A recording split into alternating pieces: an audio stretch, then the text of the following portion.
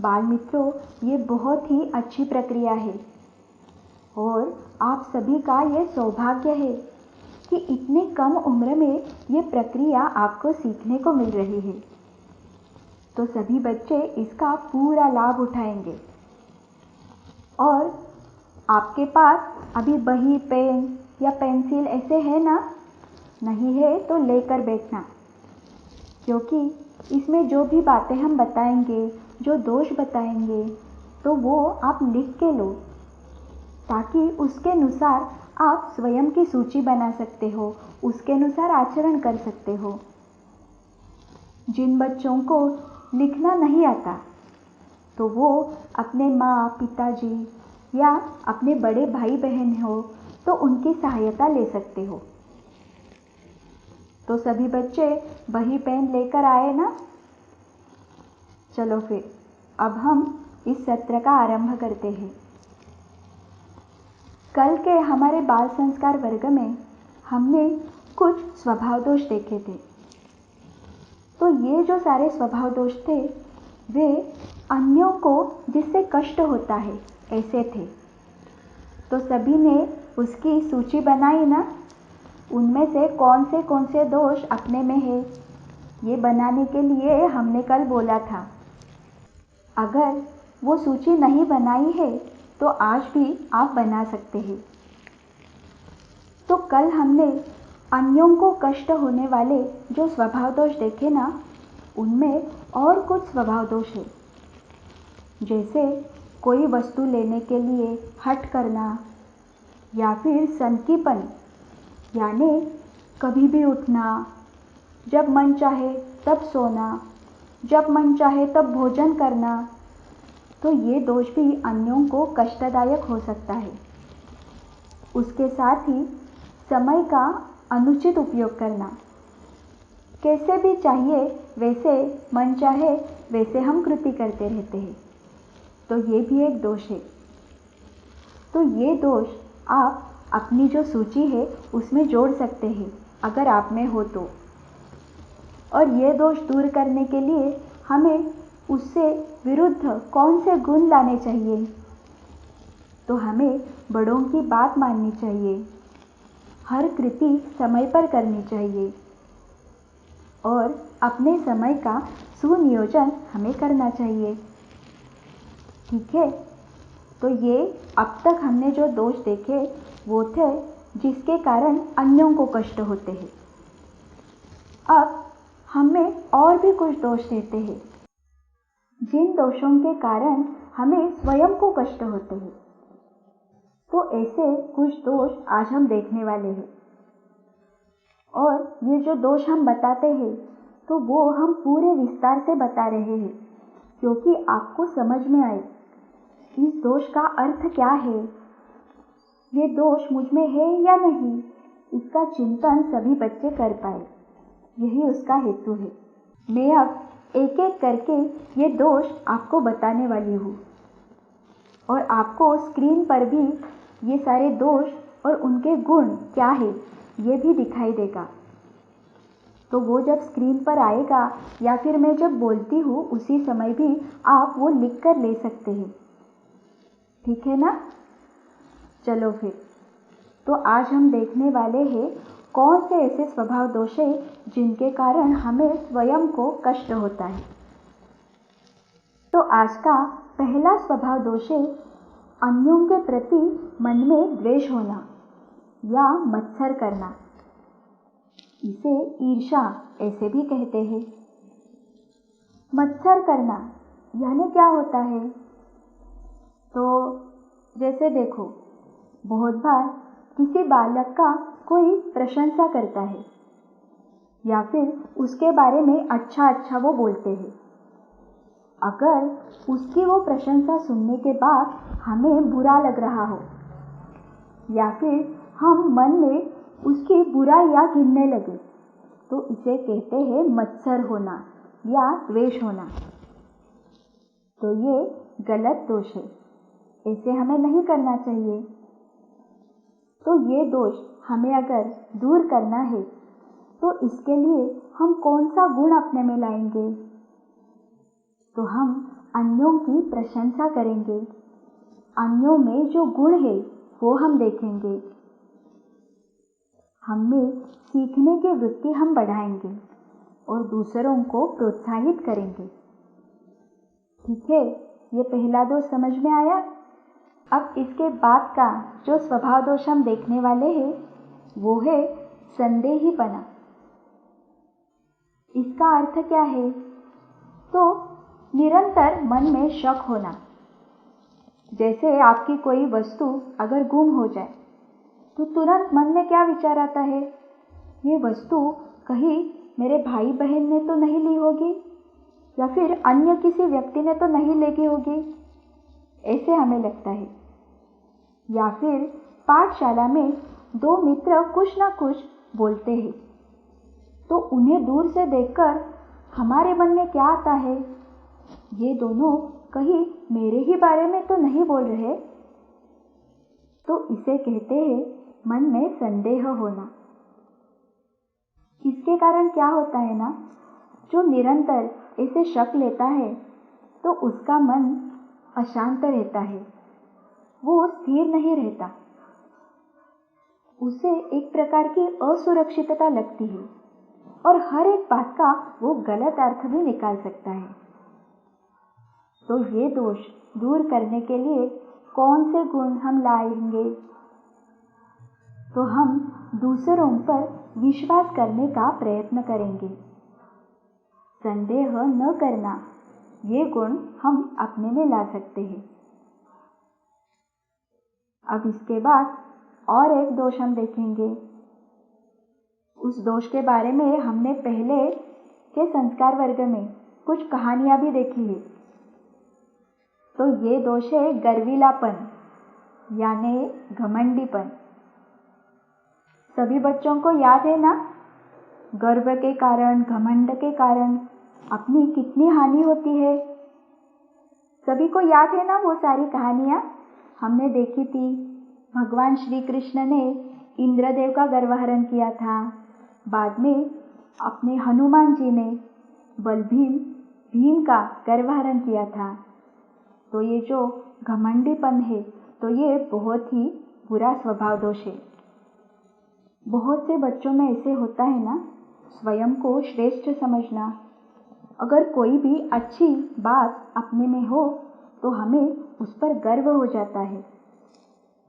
बहुत बार अपना बड़ा घर हो, गाड़ी हो, या फिर अपने माता पिताजी की अच्छी नौकरी हो तो उसका भी बच्चों को गर्व होता है, घमंड होता है। तो ये जो दोष है वो हमें जल्दी से जल्दी निकालना चाहिए और अभी बचपन में ही हमें ये दोष निकालना चाहिए। इस दोष के कारण हमारी ही हानि होती है। हम अन्यों से कुछ तो अलग है ऐसे दिखाने का प्रयास करते हैं। तो सोचिए, अगर आपका कोई मित्र ऐसे आपके साथ बर्ताव कर रहा हो तो आपको कैसा लगेगा? अच्छा नहीं लगेगा ना। इसलिए हमें ये जो घमंड है, गर्विलापन है, ये दूर करना चाहिए। और ये दूर करने के लिए हम कौन से गुण लाएंगे? तो हम नम्रता, दूसरों का आदर करना, ये गुण अपने में ला सकते हैं। इसके बाद का जो स्वभाव दोष हम देखने वाले हैं उसकी तो आदर्श कृति हमने इसके पहले वाले संस्कार वर्ग में देखी है। तो वो है असत्य बोलना, झूठ बोलना या सत्यनिष्ठ न होना। हम बहुत बार देखते हैं ना, अपनी गलती छुपाने के लिए या फिर दूसरों से बराबरी करने के लिए हम झूठ बोल देते हैं। और जब हम एक झूठ बोलते हैं तो उस झूठ के लिए हमें बार बार झूठ बोलना पड़ता है। और बाल मित्रों, बहुत बार ऐसे भी होता है, हमारा सबसे प्रिय मित्र है तो उसकी गलती छुपाने के लिए हम झूठ बोलते हैं, परंतु वो झूठ बोलने से उसका पाप हमें ही लगेगा। तो ऐसे हमें नहीं करना चाहिए। और बच्चों, अब जो मैं वाक्य बताने वाली हूँ वो ध्यान से सुनना। जब हम एक झूठ बोलते हैं तो हमने जो भी नाम जप किया होता है उसमें से 30 माला नाम जप व्यर्थ जाता है। सभी ने सुना ना ध्यान से? तो इसलिए हम कभी भी झूठ नहीं बोलेंगे, उससे हमारा पाप भी बढ़ता है। और ये दोष हटाने के लिए हम क्या करेंगे? तो हम निरंतर सत्य बोलेंगे, सत्यनिष्ठ रहेंगे। तो अब तक के सारे स्वभाव दोष सभी के ध्यान में आए ना? और एक दोष हम देखेंगे जो है पश्चाताप न करना, यानी कृतज्ञता। हमें जो भी कुछ मिला है तो उसके प्रति हमारे मन में कृतज्ञता नहीं होती, या फिर हमसे अगर कोई गलती हो गई, हमसे कोई वस्तु टूट गई, या फिर किसी को दुख हो, ऐसे हम बोले तो उसके कारण हमें दुख होना चाहिए ना, हमें पश्चाताप होना चाहिए। तो वैसे नहीं होता। हमें क्या लगता है, उसमें क्या है, इसमें इतनी क्या बड़ी बात है, ऐसा कह के हम वो बात छोड़ देते हैं। और इसी के कारण पश्चाताप न होने से हमारे मन में कृतज्ञता आती है। हमें जो भी मदद करता है, सहायता करते हैं, तो उनके लिए मन में कृतज्ञता नहीं रहती। तो ऐसे आचरण योग्य नहीं है। हमारे मन में कैसे भाव चाहिए? केवल ईश्वर की कृपा से हमें यह सब कुछ मिल रहा है, और वही कृतज्ञता का भाव हम अपने में ला सकते हैं। तो ये दोष दूर करने के लिए पश्चाताप करना, यानी कोई गलती हुई तो उसे मान्य करना, और हमें जो भी कुछ प्राप्त हो रहा है उसके लिए कृतज्ञ रहना, ये गुण हम अपने में ला सकते हैं। इन सारे दोषों के साथ और एक दोष बहुत से बच्चों में रहता है, वो है भावनाशीलता। इसका अर्थ क्या है? बहुत बार हम देखते हैं बच्चे छोटी छोटी बातों पर रोने लगते हैं, ऐसे होता है ना? तो ये रोना या फिर किसी बात का डर जाते हैं फिर। तो ये जो सारी कृतियां है, तो ये भावनाशीलता इस दोष के कारण आती है। और इससे और भी हो सकता है, जैसे कोई रोते रोते हुए बच्चा अपने पास आ जाए तो हमें उस पर दया आती है और हम उसकी सहायता करते हैं।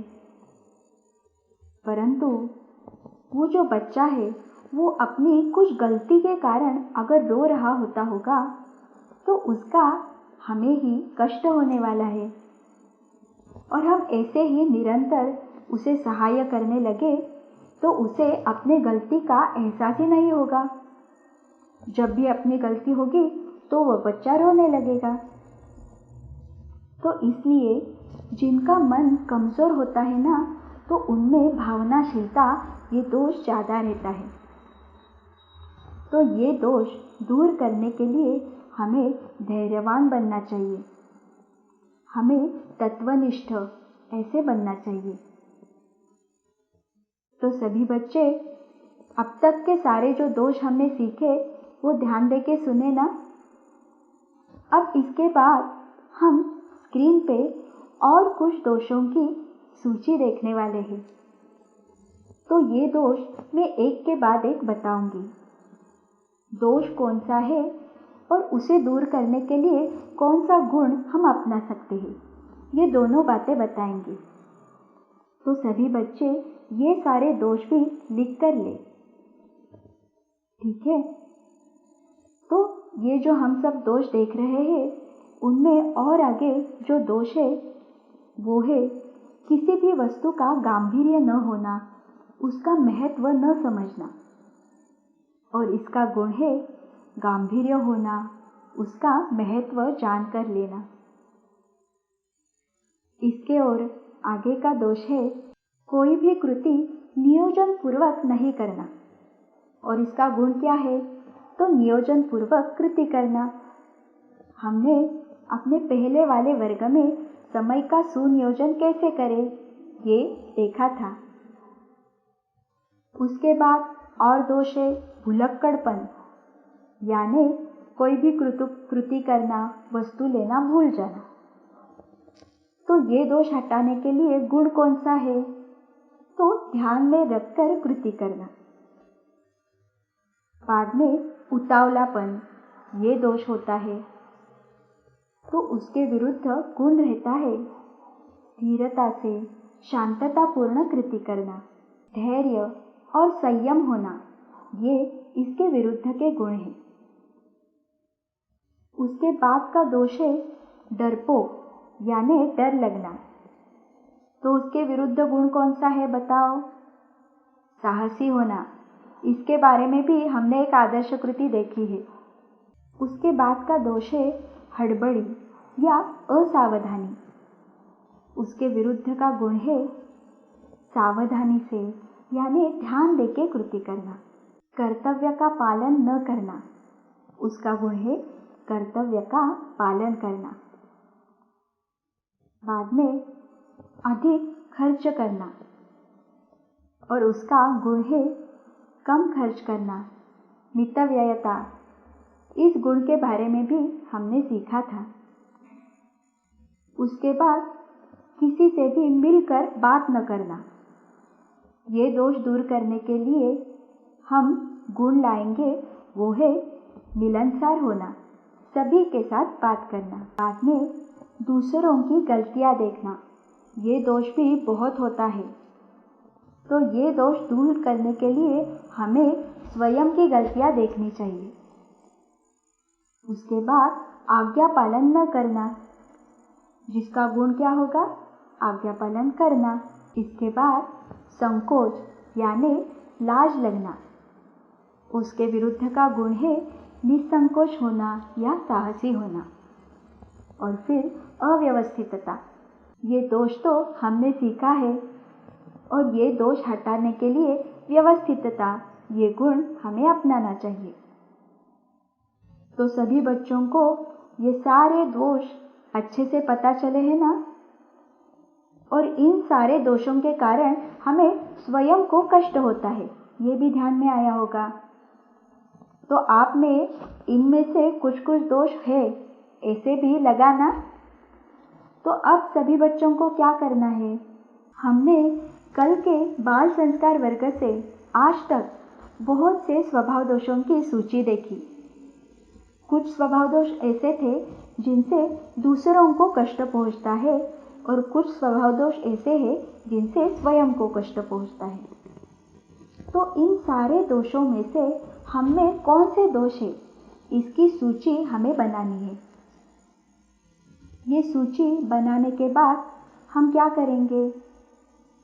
तो ये सूची हम अपने घर में माँ, पिताजी या फिर बड़े भाई बहन हो, मित्र परिवार हो, तो उन्हें भी ये सूची दिखाएंगे, और ये दिखाकर उन्हें पूछेंगे कि ये सारे स्वभाव दोष मुझ में है, आपको और कोई दोष मुझ में है ऐसे लगता है क्या?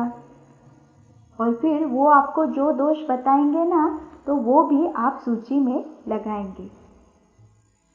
और हमने जो भी दोष देखे उसके व्यतिरिक्त भी और भी कुछ दोष हो सकते हैं, तो वो भी आपको इस सूची में लिखने हैं। सभी बच्चे ऐसी कृति करेंगे ना? और महत्वपूर्ण बात यह है कि ये सब करने से पहले हम भगवान को प्रार्थना करेंगे, हाथ जोड़कर प्रार्थना करेंगे और कहेंगे, हे भगवान, हमें आपका भक्त बनना है, आदर्श बालक बनना है, और इसके लिए ये सारे स्वभाव दोष हमें हटाने हैं। तो आप ही हमें बताइए कि हमें कौन से स्वभाव दोष है जिसके कारण मैं आदर्श नहीं बन पा रहा हूँ। और ऐसी प्रार्थना करके फिर हम ये सूची बनाने के लिए आरंभ करेंगे।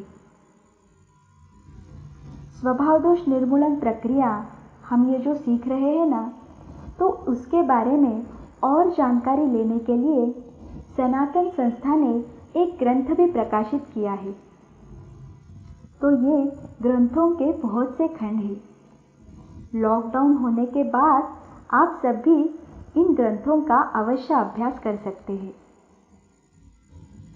तो सभी बच्चों को आज की बताई हुई सारी कृति अच्छे से ध्यान में आई ना? तो कल सभी को चैट बॉक्स में लिखना है, आपने अपनी सारे स्वभाव दोषों की सूची बनाई है या नहीं है। सभी बच्चे बनाएंगे ऐसे मुझे विश्वास है, क्योंकि अब तक सभी बच्चे जो भी बताते हैं उसके अनुसार आचरण कर रहे हैं। तो ऐसे करने से आपको ही बहुत लाभ होगा। ठीक है, चलिए फिर अब संस्कार वर्ग में आगे के सत्र की ओर हम जाते हैं। अब हम आज गणपति स्तोत्र सुनने वाले हैं। तो जिन बच्चों के पास इस स्तोत्र की पुस्तिका है वो पास में लेकर बैठ सकते हैं और उसमें देखकर फिर ये स्तोत्र कहेंगे और अपने हाथ जोड़ेंगे, मन एकाग्र करेंगे और पूरा मन लगाकर ये स्तोत्र कहेंगे। सभी बच्चे तैयार हैं? चलिए फिर अब हम गणपति स्तोत्र आरंभ करते हैं।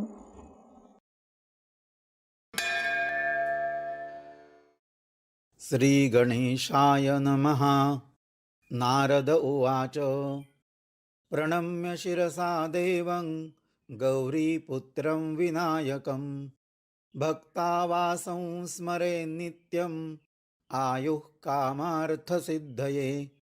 प्रथमं वक्रतुण्डं च एकदन्तं द्वितीयकं तृतीयं कृष्णविङ्गाक्षं गजवक्त्रं चतुर्थकं लम्बोदरं पंचमं च षष्ठं विकटमेव च सप्तमं विघ्नराजेन्द्रं धूम्रवर्णं तथाष्टमं नवमं भालचन्द्रं च दशमं तु विनायकम् एकादशं गणपतिं द्वादशं तु गजाननं द्वादशैतानि नामानि त्रिसन्ध्यं यः पठेन्नरः न च विघ्नभयं तस्य सर्वसिद्धिकरं प्रभो। विद्यार्थी लभते विद्यां धनार्थी लभते धनं पुत्रार्थी लभते पुत्रान् मोक्षार्थी लभते गतिम्। जपेत् गणपतिस्तोत्रं षड्भिर्मासैः फलं लभेत संवत्सरेण सिद्धिं च लभते नात्र संशयः। अष्टभ्यो ब्राह्मणेभ्यश्च लिखित्वा यः समर्पयेत् तस्य विद्या भवेत् सर्वा गणेशस्य प्रसादतः। इति श्रीनारदपुराणे संकष्टनाशन गणेशस्तोत्रं संपूर्णम्।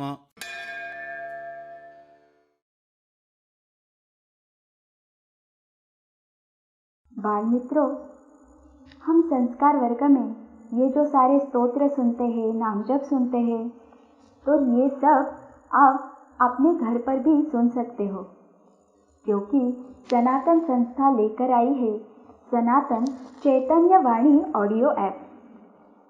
ये ऐप आप गूगल प्ले स्टोर से डाउनलोड कर सकते हैं। इस ऐप में से सारे स्तोत्र श्लोक आप एक बार डाउनलोड करें तो बाद में बिना इंटरनेट के भी आप सुन सकते हो और पढ़ भी सकते हो। ये ऐप मराठी भाषा में है, परंतु जो श्लोक स्तोत्र संस्कृत में है वो तो आप अवश्य सुन सकते हो। और ये जो सारे स्तोत्र और श्लोक है तो वो उसका अभ्यास कर शास्त्र शुद्ध पद्धति से और वैदिक ब्राह्मणों द्वारा उच्चारण किए गए हैं। सभी बच्चे इस ऐप का अवश्य लाभ लें। चलो बच्चों, फिर आज के पूरे संस्कार वर्ग में हमने क्या देखा वो सभी ने लिख के लिया है ना? आज हमने आदि शंकराचार्य जी की कहानी देखी और उसके बाद स्वभाव दोषों की सूची कैसे बनाना है ये भी हमने देखा। तो मैंने पहले भी बताया है, उसके अनुसार सभी बच्चे आज अपने सभी दोषों की सूची बनाएंगे। और ये सारा ज्ञान हमें केवल भगवान की कृपा से ही मिल रहा है ना? चलो फिर अब उसी के लिए हम भगवान के चरणों में कृतज्ञता व्यक्त करेंगे। हे भगवान, आपकी ही कृपा से इस संस्कार वर्ग में हमें बहुत कुछ सीखने को मिल रहा है, इसलिए हम आपके चरणों में कृतज्ञ हैं। बच्चों, ये संस्कार वर्ग आपको कैसे लग रहा है, ये हमें बताने के लिए ऑनलाइन स्क्रीन पे जो तलपट्टी जा रही है वहाँ पे हमारा संपर्क क्रमांक दिया है और उसके साथ ही हमारी जो वेबसाइट है www.balsanskar.com, इसे भी अवश्य भेज दें। आज की कहानी सभी बच्चों को अच्छी लगी ना? तो कल भी ऐसी ही नई कहानी सुनने के लिए सभी बच्चे फिर से जुड़ेंगे ना? चलो फिर आज के लिए हम यहाँ पर ही रुकते हैं। कल फिर से ठीक 11:15 बजे एक नई आदर्श कृति सीखने के लिए सभी फिर से मिलेंगे। नमस्कार।